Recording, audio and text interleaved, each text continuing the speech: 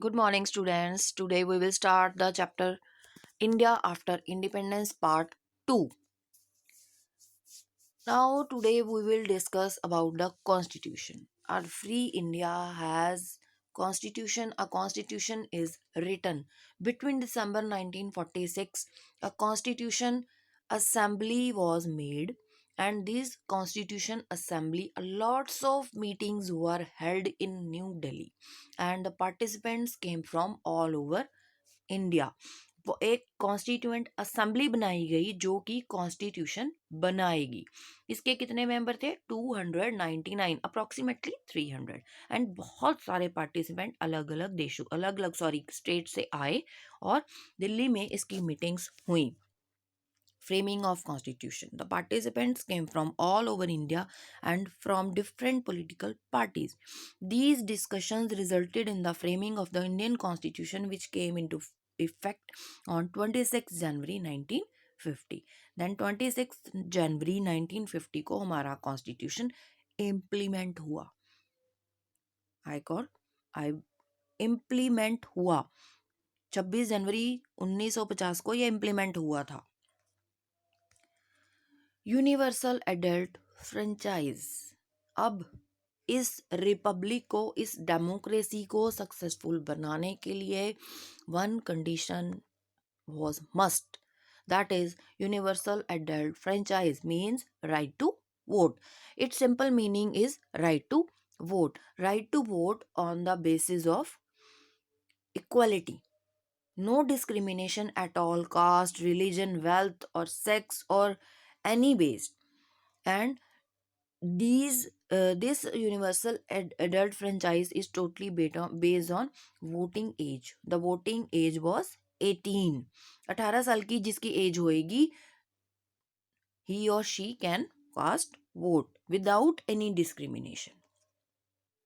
Secularism means everybody has to follow their own religion and do not interfere in any religion. हर बंदा अपने धर्म को माने, prayer करे, मंदिर जाए, गुरुद्वारा जाए, कहीं भी जा सकता है, पर दूसरे के धर्म में आप इंटरफेयर नहीं कर सकते और गवर्नमेंट का अपना कोई धर्म नहीं होएगा। That means secularism. Equality before law. Equality means all people are equal and no discrimination on the basis of caste, religion, wealth and gender and any basis.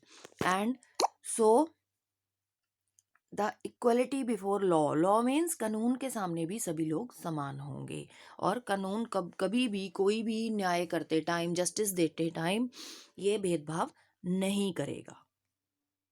Toward social equality. In India everyone has equal rights but not equal social status. India में सब लोगों को equal rights तो मिल गए पर equal status नहीं मिला। Status in the sense कि उनको सोसाइटी में वो जगह नहीं मिल पाती जो लोग वो चाहते हैं। अभी भी कुछ सेक्शंस में जैसे अनटचेबल्स हैं उनके साथ भेदभाव किया जाता है।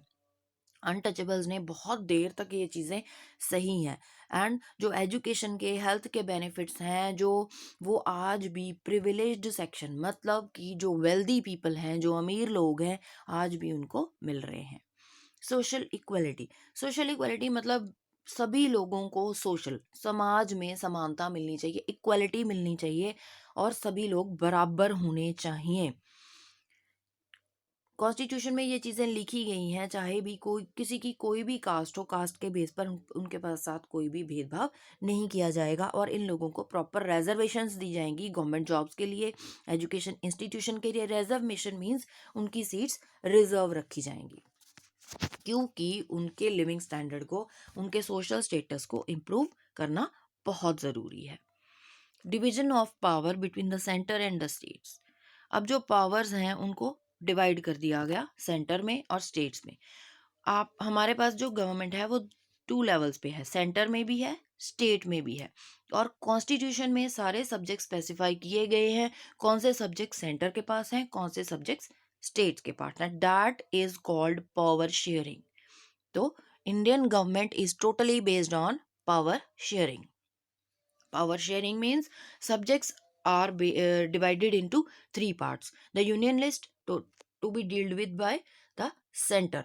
यूनियन लिस्ट मतलब जो चीज़ें सेंटर गवर्नमेंट के पास हैं. Second one is state list. State list मतलब जो मुद्दे जो इश्यूज जो हैं वो स्टेट गवर्नमेंट के पास हैं. And the कॉनकरेंट list. कॉनकरेंट लिस्ट ऐसे इश्यूज या ऐसे टॉपिक्स जिन पर कि दोनों मिलकर काम करते हैं, सेंटर भी और स्टेट भी. Official language. अब ऑफिशियल लैंग्वेज कौन सी है? India is a land of many languages. यहाँ पर बहुत सारे लैंग्वेजेस के लोग रहते हैं और बहुत सारी लैंग्वेजेस बोलते हैं. इसीलिए इंडियन कॉन्स्टिट्यूशन में इंग्लिश को और हिंदी को ऑफिशियल लैंग्वेज बनाया गया.